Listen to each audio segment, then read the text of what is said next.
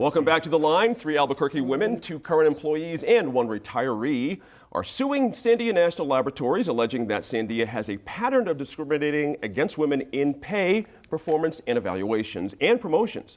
Attorneys for the 3 women say that the issue affects more than just them and that the suit was brought mainly in an effort to level the playing field at Sandia Labs.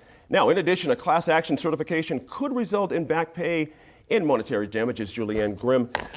Interesting, we'll get into the details of how Sandia evaluates people, but just in the broadest sense, this is an interesting situation when you think about this is an enormous operation. It's a lot of women that work there. This could have serious repercussions. Your thoughts? Certainly, and I think that the firm that brought the suit is not playing around. These people have a great reputation for successful litigation of this nature.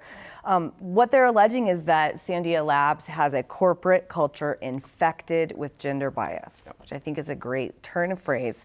And when you just look at the numbers, that Sandia is providing, they have a third of their New Mexico and California employees who are women. That's right.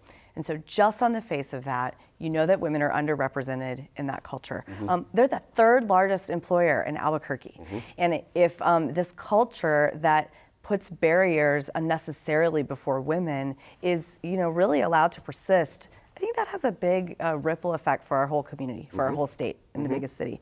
And so I think this is an important case to go forward. Whether they get the class action certification, that's still up in the air. When you file a case like this, you have to go through some procedures to prove that. And so I think whether it's just a few women who brought the case who end up benefiting, or whether it's every woman, who ever worked at the lab who gets, a kickback from this is uncertain. But I think really the heart of this is getting more women trained and interested in the STEM profession. This is not a new problem in the United States, and although I think it's changed somewhat, that's really what we're going to have to go back to if we don't want to see a repeat of this kind of infected culture. Interesting, Antonio Cedillo, big institutions, sometimes things can fester for lots of years. It's difficult to remove problems because it's just so embedded in the culture and how things are done. And one of the things that's come out in the suit is there are unreliable and discriminatory evaluation processes known as stack ranking. And this, you get evaluated from 5 down to 1, and you get judged by your peers. And this is how, I've heard of this situation in other situations where it's designed basically for almost like behavioral issues that tend to work out better for men, because they're more comfortable evaluating other men, saying, oh, he's a blowhard, he gets stuff done. You know what I'm saying here? It's difficult for women to punch through that kind of thing because it's hard to prove. Well, and it's very difficult for women in the sense that if they're too aggressive, they're problematic, they're hysterical, whatever. Or if they're sort of too nice, then they're not strong. And so the same behaviors by men, as you said, are evaluated differently. And they're also evaluated differently based on gender. Exactly like you said, a man will say, oh, he's just great, he's so strong, he's so powerful in his voice. And if you see the same woman or a woman right next to him exercising that voice, it is not appreciated. So that method of evaluation is really problematic and does make the culture continue. That's right. Tom, what do you think of this? Is it different because it's scientists? Well, we're still men and women, but in a place where science is going on, is there any difference here, or should this just be drilled to the rubble just to find out what's going on here? Well, if there is first off, if there is actually a culture that promotes what is being alleged in the court filings, then it needs to be fixed. Right. For me, just my perspective is that it's always an issue of timing with legal actions. Okay, these are 2 very prominent national firms that specialize in this kind of lawsuit. The timing of all these different allegations, they're not confirmed. The defense, or not defense, the plaintiff has put their case out there, and that's what they're supposed to do. And Sandia, obviously, they're not going to say anything because they don't want to do anything to ruin their case. But when you look at the timing, that Lockheed Martin, which is named specifically in the lawsuit, is on their way out. That there is a perception that perhaps people are just trying to take advantage of, from a legal perspective, of this particular court opportunity, because Lockheed Martin is going to be moving out, and when Honeywell moves in, they're going to have an opportunity to reset the table. I see. And so perhaps this could be a play to help reset the table. Now, that's just the legal strategy perspective. Let me go back to how I started, that if there is a culture that is promoting this kind of behavior that's in there, then it needs to be fixed. Yeah. Absolutely. There you go.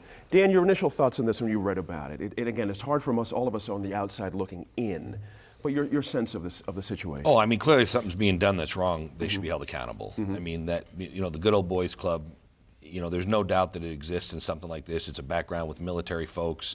The one thing that you have to look at, though, is a third of the employees are women, as they talked about. But when you look at the statistics right now, about 18% of engineers are women today. So, and a majority of the folks that are out at that place are engineers. They're scientists, engineers, more engineers types. But on the scientist side, women make up almost 60% of the folks that have the scientific degrees. So it'd be interesting to see where, are there more engineers out there, more scientists out there? If it's overwhelmingly engineers, the numbers then seem to be playing even better, right? If 18% of the women in this country have engineering degrees and you got a third of the folks out there, they would be ahead of the curve. But, for those of us that know people that have worked out there, it's been a Good Old Boys Club for a very long time. It's been run by the same groups of people. On that note, I'm glad you just said that. Turning to Julianne Grimm, we do have a woman at the top of the food chain right now at Sandia National Labs. She's been there for less than a year. Is that an X factor here? What happens if she comes out and says,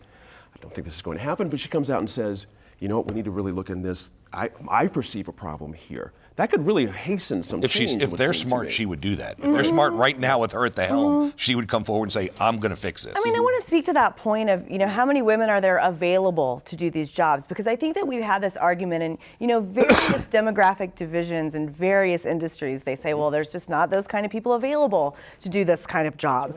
And so I think that really there are things that we can do in the education system. There are things that Lockheed Martin could do to actively recruit women, a sort of affirmative action for women type of scenario.